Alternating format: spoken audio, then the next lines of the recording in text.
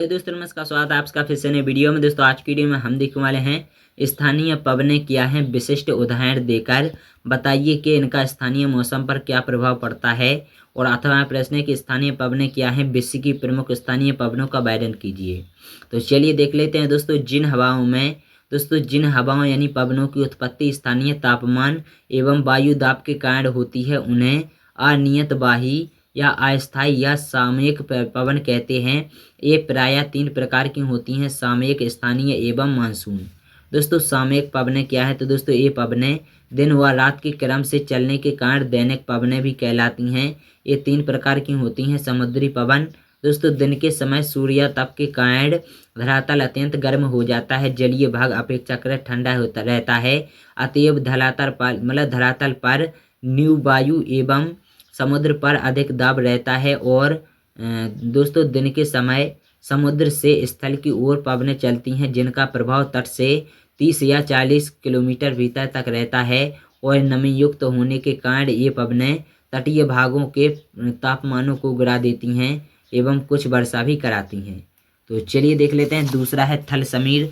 तो दोस्तों सूर्यास्त के बाद स्थलीय भाग में जलीय भाग की अपेक्षा तीव्र गति से विकिरण होने लगता है, अतः स्थल की अपेक्षा शीघ्र ठंडा हो जाता है। इस प्रकार स्थल पर उच्च वायु दाब क्षेत्र विकसित हो जाते हैं, अतः उच्च वायु दाब क्षेत्र स्थूल से न्यून वायु क्षेत्र की ओर हवाएं चलने लगती हैं और ये हवाएं रात्रि 9 से 9 या 10 बजे तक चलती हैं।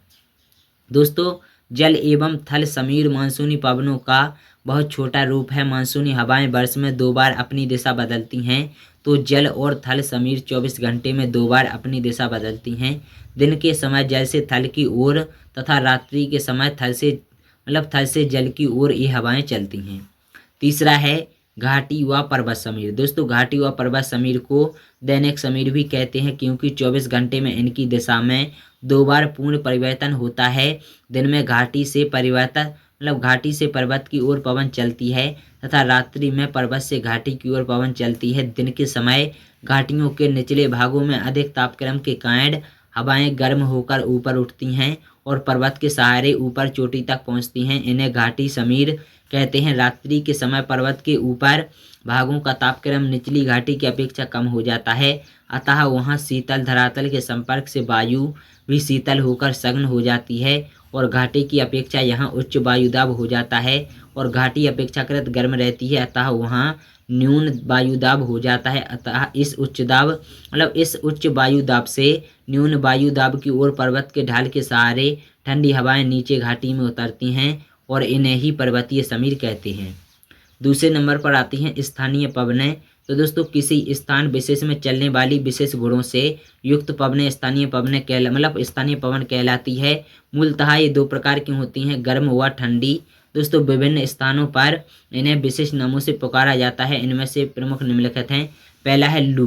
दोस्तों ग्रीष्म ऋतु में दोस्तों उत्तरी भारत तथा पाकिस्तान में मैदानी भाग में चलने वाली उष्ण और शुष्क हवाओं को लू कहते हैं, यानी बुंदेली भाषा में लपट कहते हैं। और ये पवनें पश्चिम अथवा उत्तर पश्चिम से पूर्व दिशा की ओर चलती हैं। जब ये उष्ण तथा शुष्क पवनें प्रचंड वेग और पश्चिम से पूर्व की दिशा की ओर चलती हैं, तो ये जो है प्रचंड वेग से चलती हैं, तो मौसम बड़ा कष्टप्रद हो जाता है और इन घातक पवनों की चपेट में आ जाने पर मृत्यु तक हो जाती है। दूसरा है हरमट, यानी दोस्तों ये पवनें शीतकाल में सहारा मरुस्थल से गिनी तट की ओर चला करती हैं। ये पवनें बहुत ही शुष्क होती हैं और अपने स्वास्थ्यकारी प्रभाव के कारण गिनी तट पर इन्हें डॉक्टर के नाम से पुकारा जाता है। 5वां है चिनूक। दोस्तों ये हवाएं रॉकी पर्वत के पश्चिमी ढालों में से उठती हैं और पर्वत शिखरों को पारक पूर्वी ढालों की ओर उतरती हैं। काफ़ी ऊंचाई से उतरकर आने के कारण ये हवाएं गर्म और शुष्क हो जाती हैं और ये गर्म हवाएं जब मैदान में पहुंचती हैं तो वहां के तापमान को एकदम बढ़ा देती हैं और कनाडा और संयुक्त राज्य अमेरिका में प्रेरीज के मैदानों में इन हवाओं के कारण वहां की बर्फ पिघल जाती है और तापमान भी बढ़ जाता है। इसी कारण जाड़ों में भी वहां पशु चयन हो सकता है और गेहूं की खेती को बड़ा लाभ पहुंचता है। कनाडा में गेहूं की फसल को पकाने में बहुत सहायता करती हैं, इसलिए इन हवाओं को वहां बड़ा महत्व है और अब हम लोग देख लेते हैं खमसिन। तो दोस्तों अरबी भाषा में खमसिन का अर्थ है 50 अफ्रीका से मिस्र की ओर ये लगभग 50 दिन तक चलती हैं और ये उष्ण शुष्क एवं धूलयुक्त होती हैं। अब देख लेते हैं मिस्ट्रल। तो दोस्तों ये शुष्क व ठंडी पवनें ध्रुवीय प्रदेश में उत्तर पश्चिम दिशा में चलती हुई फ्रांस में प्रवेश करती हैं। इनकी गति बहुत तीव्र होती है, ये तापमान शून्य से नीचे गिरा देती हैं। और बोरा तो दोस्तों मिस्ट्रल की ही भांति शुष्क व ठंडी वायु एड्रियाटिक सागर के पूर्वी तट से इटली तथा यूगोस्लाविया तक आती हैं। सागर के ऊपर से गुजरते हुए ये आर्द्र हो जाती हैं अतः वर्षा करती हैं। इनकी गति बहुत तीव्र होती है। इसके बाद ब्लिज़ार्ड दोस्तों ये बर्फीली आंधियाँ अथवा हिम झंझावात हैं जो संयुक्त राज्य अमेरिका, कनाडा और उत्तरी साइबेरिया के मैदानों में मैदानी भागों में चलती हैं। इनकी गति बहुत तीव्र होती है। ध्रुवीय क्षेत्रों से चलने के कारण ये तापमानों को बहुत गिरा देती हैं और उत्तरी अमेरिका में इन्हें नॉर्दर्न तथा साइबेरिया में बुरा कहते हैं। 10वें नंबर पर आता है दोस्तों ब्रेक फील्डर्स। दोस्तों ये शुष्क व उष्ण पवनें ऑस्ट्रेलिया के न्यू साउथ वेल्स में चलती हैं। इसके बाद सिरोको। तो दोस्तों जब यही गर्म एवं शुष्क हवाएं भूमध्य सागर पार करके नमी लेकर इटली में पहुंचती हैं तो इन्हें सिरोको कहते हैं। तो दोस्तों ये था छोटा सा वीडियो। अगर आप लोगों को वीडियो पसंद आया हो तो वीडियो को लाइक कर दें, चैनल को सब्सक्राइब ठोक देना। चलिए हमें जल्दी से जल्दी 50,000 सब्सक्राइबर कंप्लीट करने हैं।